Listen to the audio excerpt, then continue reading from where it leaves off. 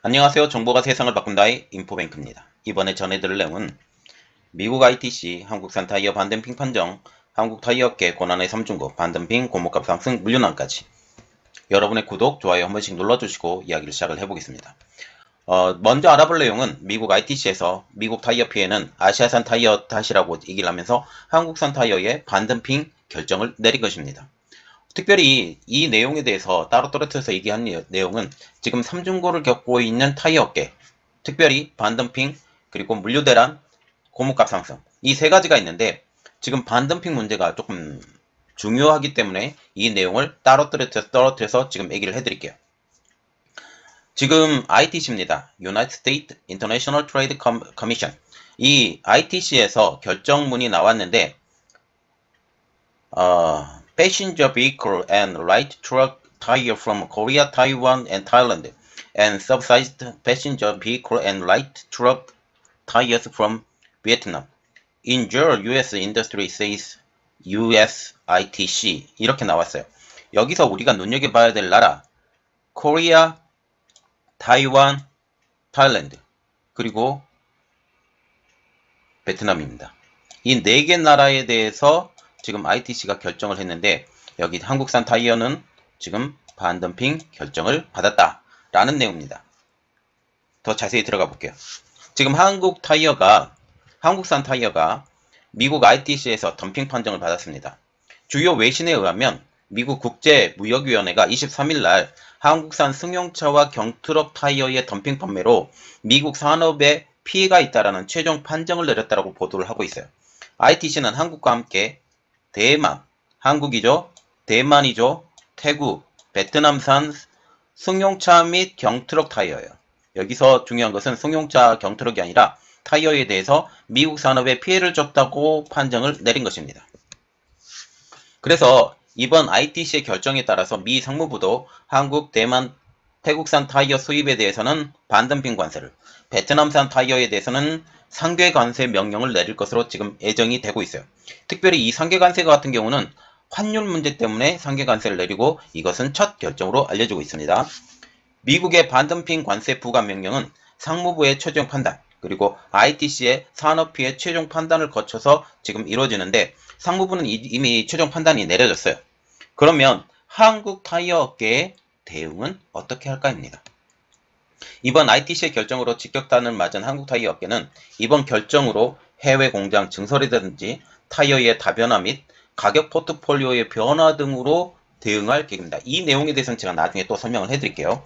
매년 재심 신청을 통해서 관세 요율을 줄이는 방안도 지금 검토를 하고 있는데 이것은 넥슨 타이어에서 고려를 하고 있는 것으로 알려지고 있습니다. 미 상무부는 지난달 24일 날 한국, 대만, 태국, 베트남산 타이어에 대한 반덤핑 관세 부과 조사를 진행을 해서 한국에 대해서는 14.71에서 27.05%의 반덤핑률을 산정했다라고 지금 밝히고 있습니다. 그러면 이 반덤핑 관세에 대해서는 어떻게 시작했느냐예요. 이는 ITC의 반덤핑 결정은 지난해인 2020년 전미철강 노조의 제소로부터 시작이 됐는데요. 2020년 5월 달에 USW 전미철강 노조는 아시아산 타이어가 미국에서 공정가격 이하로 판매되고 있다고 상무부와 ITC에 제소를 했죠. 여기서 보면 공정가격의 이하로 판매되고 있다는 거죠. 지금 아시아산 타이어가 미국산 타이어보다 더 저렴할 수밖에 없어요. 그 가장 큰 이유 인건비 때문입니다. ITC는 반덤핑 및 상계 관세에 대한 조사를 진행을 했고 한국에 대해서는 반덤핑 여부만 지금 조사 대상이 걸린 것이죠. 베트남은 지난 5월달 상무부 최종 판정에서 환율 저평가, 말하자면 환율이 너무 낮아서 이게 보조금으로 지급이 된 거예요. 인정이 된 겁니다. 베트남의 사례, 미 상무부가 2020년 2월 달에 외국 정부 환율 개입을 부당 보조금으로 간주해서 상계 관세를 적용하는 규정을 마련한 후에 적용된 첫 대상이 된 것입니다.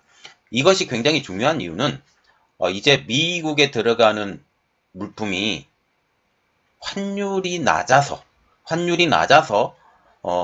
미국에 들어가는 것이 이제는 좀 어려워졌다라고 보시면 돼요. 낮은 환율 때문에 거기서 생산되는 제품이 미국에 들어갈 때 당연히 낮은 가격으로 판매가 되겠죠. 그런데 이것은 미국 입장으로서도 unfair하다고 생각을 한다라는 거죠. 공평하지 못하다라고 생각을 합니다.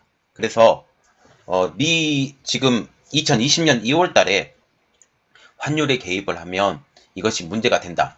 특별히 누구를 겨냥해서 이것을 만들었냐면 중국입니다.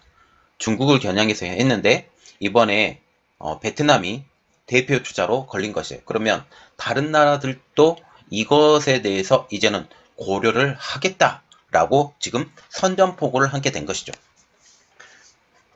지금 중국산 타이어를 막아냈던 USW입니다.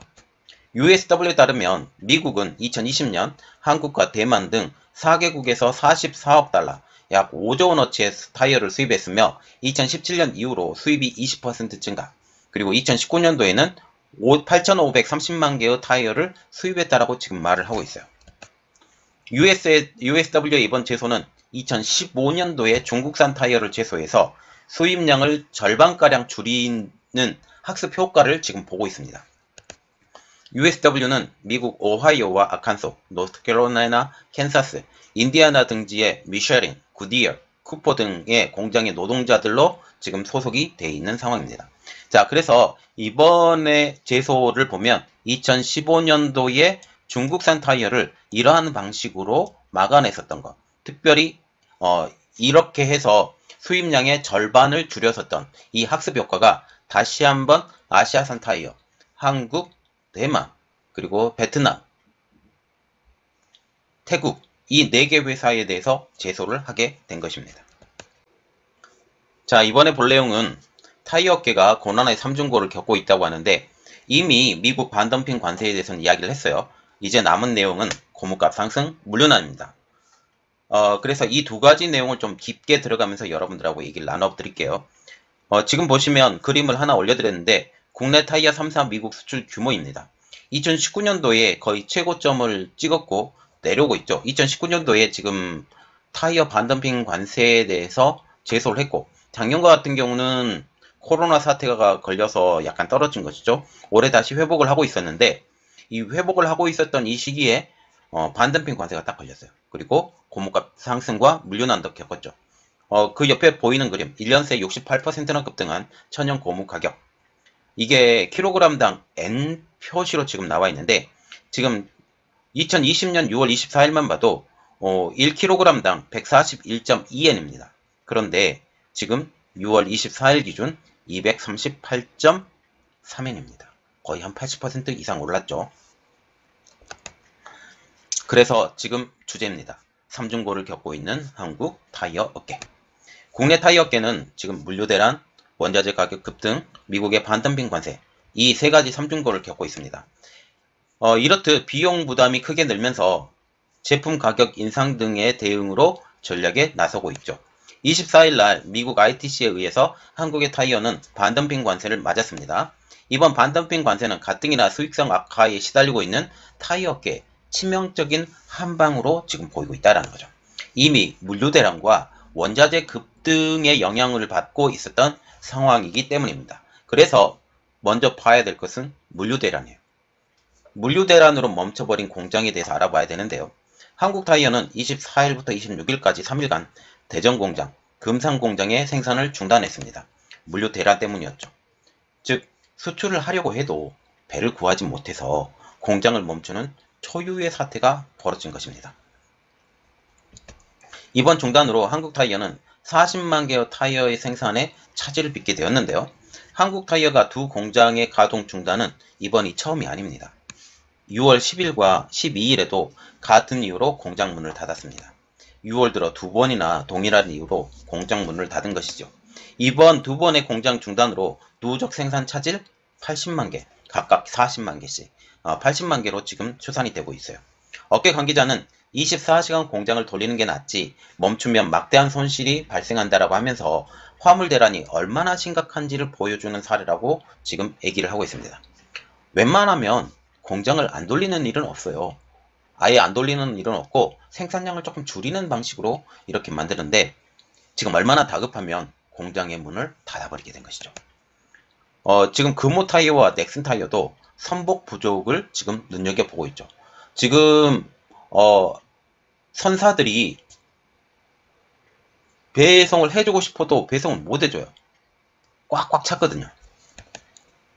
그래서 금호타이어 같은 경우는 지난해인 2020년 코로나로 수출길이 막히자 비싼 시베리아 횡단 열차의 운송을 돌렸죠. 회사 측은 철도로는 많은 물량을 옮길 수 없어서 급한 경우에 활용하는 것이라고 하면서 불운행에게 값이 돼버린 해상 운임을 모니터링하고 있다라고 말을 하고 있어요. 지금 배로 옮기는 것은 한꺼번에 많이 움직일 수 있어요. 그런데 철도는 그만큼 못 옮기죠. 이렇기 때문에 철도로 운영을 하는 것보다 배로 운영하는 게 더 나아요. 그럼에도 불구하고 비싼 시베리아 횡단철도를 운송수단으로 삼았다라는 거죠. 이게 가격이 운송 비용이 올라가자 이 가격 차이가 줄어들어 버리게 된 거예요. 그러면 두 번째로 타이어 업계가 대안을 찾기 어려운 이유가 무엇이냐입니다. 타이어는 일단 우리가 기본적으로 생각할 때 부피가 커요. 무게도 무겁죠. 이러한 이유로 항공으로는 절대 배송을 할 수가 없습니다. 배송할 수 있는 가장 좋은 방법 세 가지밖에 없어요. 철도, 차량은 너무 작고 철도, 그 다음에 배, 항공 이렇게 세 가지밖에 없는데 항공으로는 도저히 할 수가 없는 이야기죠. 또한 갈수록 높아져가는 운임은 타이어 업계를 지금 짓누르고 있습니다. 해상 운임이 기준이 되는 상하이 컨테이너 운임 지수는 지난 6월 18일 기준 3748.36, 6주 연속 최고가를 경신했습니다. 1년 전에 1015.33과 비교하면 거의 한 3배 가격 이렇게 올랐죠. 즉 3배 이상의 가격이 오른 셈입니다. 이에 지난 1분기 넥센타이어와 금호타이어는 운반비가 지난해 같은 기간보다 89%, 83%나 올랐어요. 그래서 운송 비용만 해도 2배 가까이 올랐다라고 보시면 되겠습니다. 그래도 만들어 보낼 수 있는 것도 좋은 일이에요. 그러나 타이어를 만들어도 비싼 운임, 여기에 운송해줄 선박이 없어서 수출을 중단해야 될 초유의 위기에 직면하고 있습니다. 그러면 이렇게 해운 운송 화물 대란의 원인이 무엇일까 한번 알아보겠습니다. 그 이유는 코로나 때문이죠. 지난해 하반기부터 세계 각국이 봉쇄 조치가 잇따라 완화되면서 예상보다 수요가 빠르게 회복이 되어서 공급이 지금 부족하게 돼요. 그 가장 큰 이유 보복 소비입니다. 보복 소비로 사람들이 자동차를 많이 구매를 하게 돼요. 이는 자동차 반도체의 부족 현상과 맞물려 들어가는데요. 이 자동차 반도체 부족은 자동차가 너무 호황이기 때문에 벌어진 일입니다. 이것이 지금 타이어에도 그대로 적용된다라는 거죠. 이렇듯 물동량이 늘어나자 선박 일정도 잇따라 지연되고 있어요. 검역 강화, 하역 작업이 늦어지는 데 따른 것입니다. 검역이 왜 강화가 되냐면 코로나 때문에 더 강화가 돼요. 코로나 때문에 더 강화가 되고 이 강화가 되기 때문에 하역 작업이 반드시 늦어지고 또한 하역 작업을 하고 있는 그리고 검역 작업을 하고 있는 사람들도 계속 검진을 받아야 돼요. 이렇게 되기 때문에 물동량은 딜레이가 굉장히 되는 거죠. 또한 고무가격 급등도 있는데요. 타이어의 핵심 원료인 고무가격 급등도 타이어계의 근심입니다. 타이어의 제조 비용의 30%를 차지하는 천연 고무 가격은 1년 새 90%가량 급등했어요. 처음에 보여드렸죠. 83%인가요? 그렇게 급등한 것이 보여줬고 지금 타이어 제조 비용의 30%를 차지하고 있는 이 가격의 급등이 결국은 타이어 가격의 급등으로 지금 보여지게 된다는 거죠. 글로벌 인프라 투자가 지금 늘어나면서 트럭용 타이어 등 수요가 증가하는 것이 가격 인상에 부채질을 한 것으로 보여지고 있어요. 지금 인프라 투자를 국가에서 많이 하고 있어요. 왜냐하면 개인 기업들이 투자하기는 지금 어려운 상황입니다. 가장 큰 이유 코로나 때문이죠. 이것도 코로나 때문에 각 나라들이 인프라 투자에 혈안이 되어 있습니다. 그런데 이 혈안이 되면 트럭 판매가 많이 되겠죠. 트럭 판매가 많이 되면 트럭도 마찬가지로 타이어가 필요하게 되거든요. 타이어가 필요하게 되면 어떻게 돼요?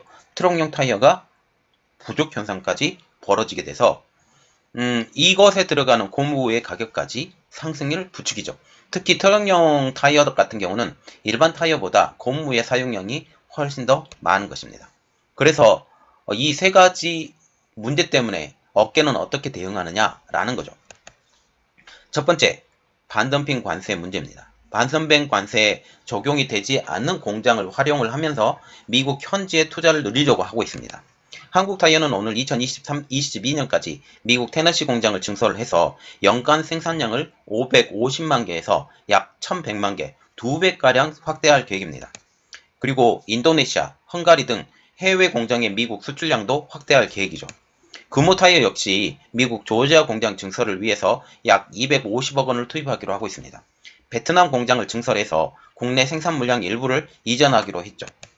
특별히 이번 베트남과 같은 경우는 상계 관세 판정을 받았지만 관세율이 7%로 낮기 때문에 인건비 등에서 원가 경쟁력이 있다고 판단해서 지금 베트남에서 물량 확대를 추진하고 있습니다. 넥센타이어도 ITC에 매년 재심을 청구해서 관세율을 낮추는 방식으로 대응하기로 했어요. 그리고 두 번째로 가격 인상입니다. 이번에 제소가 걸린 것은 가격이 낮기 때문이죠. 그리고 지금 삼중고, 고무 가격 인상, 그리고 물류 가격 인상, 이것이 인상 요인으로 또한 꼽히고 있기 때문에 가격 인상은 필수적이죠. 한국타이어와 금호타이어는 지난 3월 국내 시장에서 각각 3에서 10%, 5에서 7% 가격을 인상한 데 이어서 다음 달에는 독일 등 유럽에서 교체용 타이어 공급가를 기존 대비 최고 5% 가격 올릴 계획입니다. 넥센타이어도 글로벌 타이어 공급가를 3에서 8% 지금 올린 상황이죠. 자, 그래서 지금 한국타이어계, 넥센, 금호, 한국 이 3개사가 고난의 3중고를 겪고 있다. 고무 가격 인상, 물류 가격 인상, 물류 대란, 그리고 ITC의 결정. 이 내용이 여러분들에게 도움이 되셨다고 생각을 하시면 구독과 좋아요, 그리고 알람 설정까지 부탁드리겠습니다. 감사합니다.